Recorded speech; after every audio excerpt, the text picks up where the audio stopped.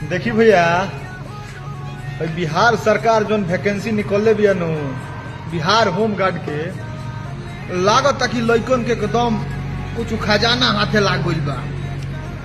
माने 18 बरिस वालन के तो ठीक बा, मेहनती बड़े सो 40 बरिस जोन बड़े सो 39 से 40 बरिस होने की एज होता, ओहनियों का अलग बेचैनी बा। रोड पे निकल जाते रहे सब दौड़े खातिर, जाता कि नौकरिये मिल जी ओहनियों के। ए मर्दे ना गइल लोग कमाए, एगो तो नौकरी छोड़ी के आइल बड़ो प्राइवेट गार्ड के, सरकारी होम गार्ड के नौकरी करे आइल बड़ा लोग। हाँ दौड़ निकली, हाँ का बढ़िया उन्हें करत रहलो। हम छोट छोट लइकन के नौकरी लागे दलो, भीड़िए में भीड़ कोई ले जाता लोग। केहू के बात झड़ गिल बा, केहू के पेट निकल गिल बा। ये मर्दे दौड़ला से फायदा हो, झूठो के भीड़ करबो। और उनका लोग के मेहरारू को अलग खुशी बा कि जाए दो राजा जी के बुझाता बुढ़ारी में नौकरी लागी जाई, हम नौकरिया के मेहरारू कहाई ना खेदल लो बहरी हथौल से जाई लतौल ले जाई नौकरिया, तब पछतैबू लो।